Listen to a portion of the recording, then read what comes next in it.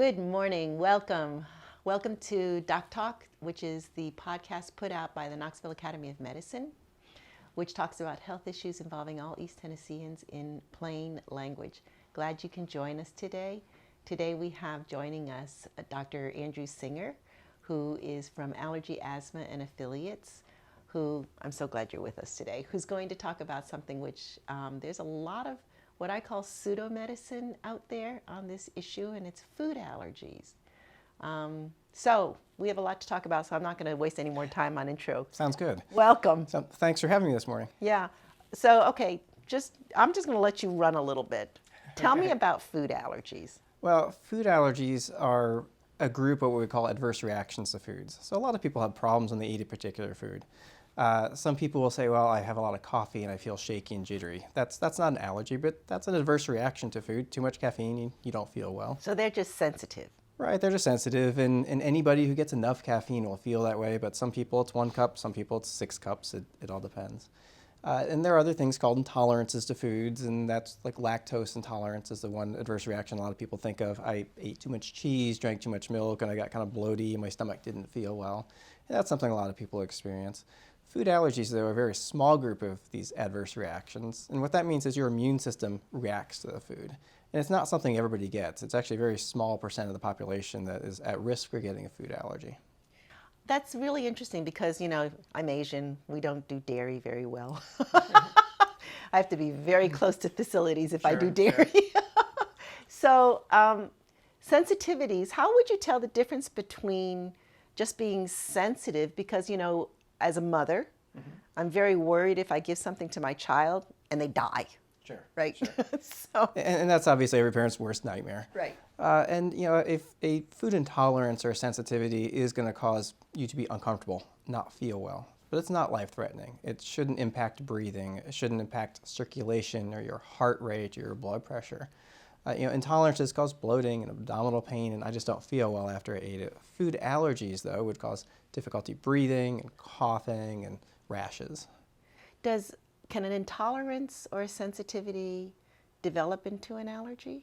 Not usually. And these are separate issues. And it's not as though you would start having, well, I just can't tolerate milk because it makes me feel bloating and such, to all of a sudden having an anaphylactic reaction. That doesn't occur.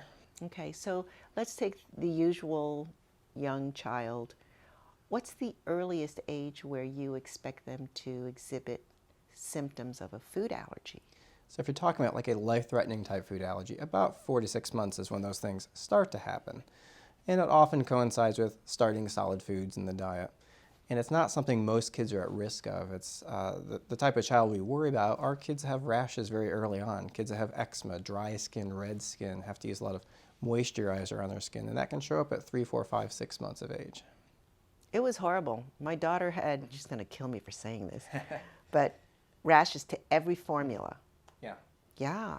Yeah, and my daughter has a peanut allergy too, and she was a very, and she'll kill me for saying this, a very rashy child. And you look back at those original pictures, and you look back now like, wow, I didn't realize it was that. Okay, so would you advise somebody who has a child with a lot of eczema when they're starting to introduce solids to be evaluated? Well, so there are a couple of things with new research that we've looked at. And one thing is that it is this early age, that 4 to 6 month window, that we might be able to make a difference, but at the same time, food allergy could already be present. So if your child does have a lot of eczema, and again, that's a red, scaly, itchy skin, very dry, might have to use topical steroids like hydrocortisone to calm the skin down, those are the kids that we think should be evaluated early, even before they've introduced some of the allergenic type foods like peanut or egg. Okay. So how do we test? How do we evaluate? Well, there are a couple ways you can do testing, and there's no way of testing that's perfect and 100% perfect for everybody, but we start with a skin test because the skin test is very fast, very reliable, very easy to do.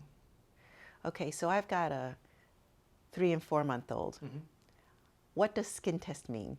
Okay, skin test does mean different things, but in the context of a young child, an infant, 4, 5, 6 months of age that we're going to evaluate for food allergy, it is going to be a scratch test, a few little toothpick-like devices, one per food that you're looking at, which is why it's important not to look at every single food. If your 5-month-old is not eating anchovies or squid, there's absolutely no reason to test for those foods. You would only test to some relevant, important foods, like milk, egg, peanut, maybe wheat. Those are really the most important ones at that age. Okay. How positive can I feel about the results of that test? Sure, and this is something people are always asking. Sure. And the power in a skin test or an allergy test is not a positive test. The power is in a negative test. A test that's negative is very reliable at that age. We'll hear people say, well, I thought we couldn't test till they're 5 or 6 years of age. That's true for environmental allergies sometimes. You may not see a positive test to ragweed or to grass pollen or your dog or a cat till you're 4 or 5. You can test younger, but it's not as useful. Foods, though, are very reliable at that young age. Okay, so I test negative, or my child tests negative for peanuts. That means I can safely feed him peanuts. Correct. And what we have found with some really good, interesting research is that the earlier you add these foods in, the better off you're going to be in terms of preventing food allergy. And we have seen an increase in food allergy over the past 10 years or so. And the rates actually have gone from about 0.5% of kids to about 2 to 3% of kids, depending on which country, of just peanut allergy. And we were trying to figure out why is this? What has happened? What has changed? And it turns out that many years ago, 20-some plus years ago, we decided we shouldn't feed these kids allergenic foods till they're older. We should wait till they're 3 or 4 before we even try eggs or peanut, for example. And in my practice, what I saw is that kids were just coming to my office at 3 or 4 having their first reaction. It didn't seem to change rates. And in fact, more kids were becoming allergic despite people avoiding these foods. So really good research has looked at this early introduction. So there is this window of opportunity, it seems like, in a very young child. If you add those foods in early, they've got a lower risk of becoming allergic to it. Okay, I'm going to backtrack. So we seem to be talking a lot about peanuts. Yes. Is that the most prevalent food allergy? It is the most likely to be fatal, most likely to be lifelong. Yeah. So milk and egg are actually a little bit more common early on, but are typically outgrown. And they're not fatal? Not usually fatal. Milk has had some fatalities. Egg is very rare. Even milk is very rare. Peanut and tree nut are really, and so that's like almonds and cashews and pecans, walnuts. Those are the top of the fatality. Oh, that's good to know. Okay, explain the difference between peanuts and tree nuts. Sure. So a peanut is a legume, so it's related to soy or lima beans or garbanzo beans, for example, and it's different than tree nuts. Tree nuts grow from trees. Those are almonds, pecans, walnuts, cashews, macadamia nut. Some things that people think are tree nuts are not. Coconut is, yes, it looks like a nut. Yes, it's on a tree, but it is not actually a tree nut. Thanksgiving, I always get asked about nutmeg, not a tree nut. So but these nuts are very different from each other. Peanut is one group, tree nuts are another group. But there's a lot of overlap. A lot of kids are allergic to both categories. It's very interesting. So there is a lot of overlap. So I'm always, worried if they just banned peanuts at a ball field. Yeah. Yeah. And that is, to me, it's a feel-good thing. There's really no data that says it's going to be helpful. Cracker Jacks. Right. Yeah, Cracker Jacks has peanuts in it. So if my nephew's very allergic to peanuts, I have to be very careful about what I have in the house. How important is that?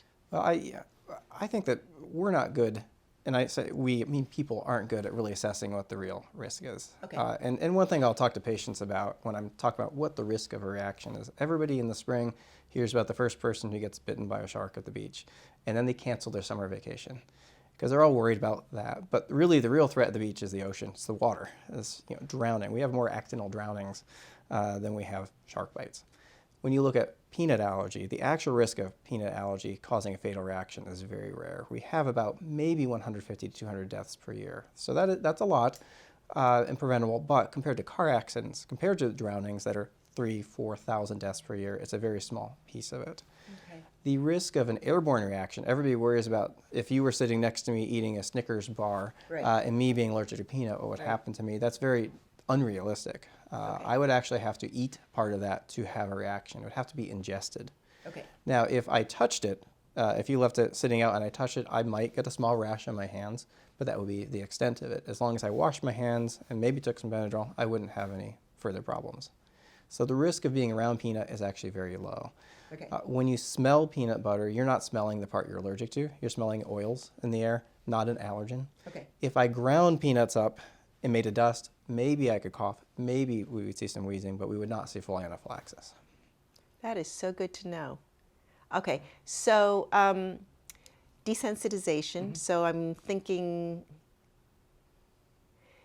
okay, So I test my child with the scratch test, and they turn out to be positive for peanut.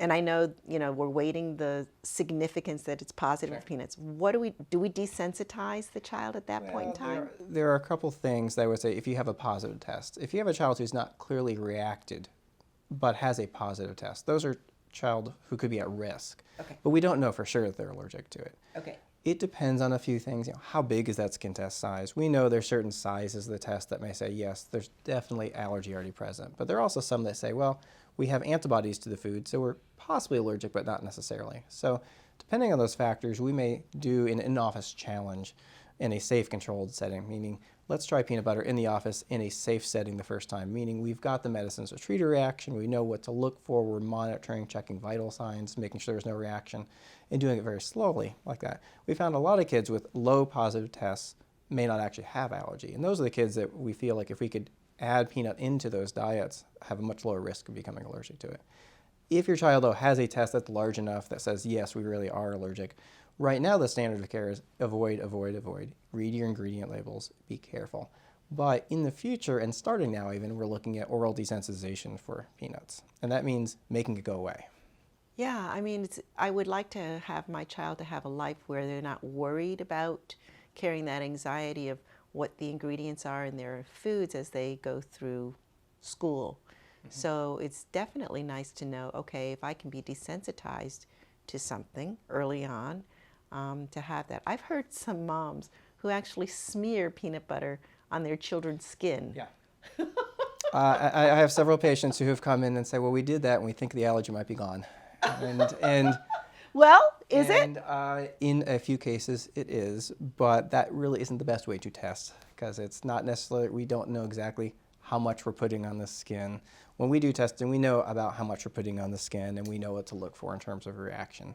So it's promising, yes, but I wouldn't take it as a definite, my child's outgrown it because I put some on their skin and they didn't have a problem. It's not a 100% guarantee. Fascinating. I think it's better if they just come see you and understand. Yeah, well, there are reasons we've developed these tests, and it's a safer way to establish an allergy for one, and more accurate and more reproducible. There are actually, as it turns out, each peanut butter brand has a different amount of peanut protein in it. So depending which product you've used, if it's a Reese's cup, for example, or one brand of peanut butter or another, you may have different amounts of peanut on there, and really can't trust that from a reliability perspective. I love peanut butter. I wrote Oreos a long time ago. I go, you need to make a peanut butter Oreo cookie. Okay, so let's say that the child does turn out to have a peanut allergy. It's a strong scratch test reaction. Not a good candidate to desensitize. So we're just going to avoid peanuts. What's the prognosis? Does he or she outgrow it? What do we say? So at this point, about 20% of kids will outgrow peanut allergy. That's and good. It is. It's not as good as the numbers for milk and egg, which are closer to 80-85%, but a sizable percentage of kids will. And those are the kids who have milder reactions, smaller skin test size, maybe lower laboratory values, because that's another way we can test. We can do blood work, and usually you're doing both to get the best picture. But most of those kids, we're going to periodically retest every year or two and see what the numbers do over time, what the skin test size does over time, and see if they're outgrowing it. That's very hopeful. Is there anything that you recommend to help moms not create an over-anxious situation for the child, but be just logical about avoiding certain things? Sure. I think one of the most important things is education and be realistic about the risks. Read labels. My daughter, who's got peanut allergy, she said dad, then she said mom, and then she said nut, and she knew how to read that word early. So she knew we would take her to the store and we would point out what Reese's looks like and Mr. Peanut looks like, and she didn't need to know how sick she should get. She just needed to know, I can't eat that. So we kind of started at that level of just early education and not letting it control you, but you controlling it as much as you can. That's a good thing to say. Not letting it control you, but you control it. I do have families who are so concerned, so worried that they won't go out to eat at restaurants. They don't go to friends' houses. That is not realistic to me. because the risk of casual contact is very low. You really have to eat it to have a problem. Now, there are certainly strategies and things that parents can do. I mean, my daughter, when she had her birthday parties for her first 5 or 6 years, we brought her own cupcakes because we knew where it came from. I remember a couple birthday parties where most parents are dropping kids off. I said, I'm just going to kind of hang out here in the background just in case, until I was comfortable with the family and things, until I was comfortable that my daughter could say, no, I shouldn't eat that. So there are some things that you can be done. Label reading is important. And there are some restaurant types that are going to be a higher risk than others. You know, bakeries and ice cream parlors have a lot of peanuts and mixed nuts. That's not a great place to take a child with food allergies. There's too much of a risk of cross-contamination. But most restaurants do a very good job. You can always ask the waiters, ask the servers, ask to talk to the chef, escalate it, talk to whoever you need to make sure what your kid's going to get is going to be safe for them. Okay. We could talk on another podcast on a different one because I have a shrimp allergy. So I know going to restaurants and there's cross and I'm like, it can't be cooked in the same oil because I get those proteins and then I know exactly, I mean, things start itching and you feel funny, you know, when all those histamines get released. So I do carry an EpiPen and what else do I carry? I carry antihistamine, fast-dissolving antihistamine. What do you recommend for your patients? Those two things. They should have self-injectable epinephrine, which means a very quick way of getting an antidote, if you will, to an allergic reaction. It acts very quickly. It's very safe to give to a child if they need it. I have a lot of patients who are afraid to use it because they're afraid of side effects, but really there's no reason not to use it if your child's having a reaction. All right. And then do you also recommend that they take or carry with them some Benadryl or Claritin or Allegra? Is that effective? Benadryl is, but Claritin and Allegra take too long to work. Okay. So you really want to focus on Benadryl.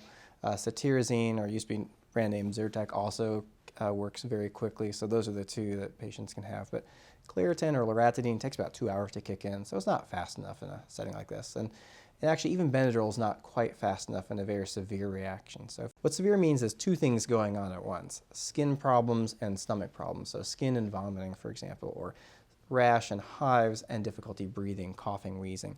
That's a sign of an anaphylactic reaction. That's not time to wait. That's time to use epinephrine because it's going to kick in 2 to 3 minutes and fix this reaction. The Benadryl that we give still takes 45 minutes really to begin to become effective and doesn't treat all the chemicals that your body's releasing in these reactions. Epinephrine does, though, so it's a fast, quick fix for this. And the only form it comes is injectable, right? Injectable right now. There is some research being looked at some other forms, so right now we have several different types of injectors on the market. It's a good thing to practice those. I've slammed myself a couple times. Yes. Not a good thing. Okay, we could talk more and more. Maybe we'll get you back for another podcast, okay, about different food allergies, because we kind of concentrated on kids, and adults are a whole nother bag of tricks, like beef allergies and wine allergies, and maybe we can do that a little bit later on another time. I'd love to. Okay, thank you. Now, if people need to get a hold of you and know more about food allergies, how do they do that? Best way is call my office. It's 865-525-2640. And with Allergy Asthma Affiliates, we've got offices in several different locations and happy to take care of people. Thank you so much, Dr. Singer, for joining us today and talking about food allergies. Basically, we did kind of focus on peanut allergies, and I hope it helped you today. Join us for the next podcast, and that's a wrap.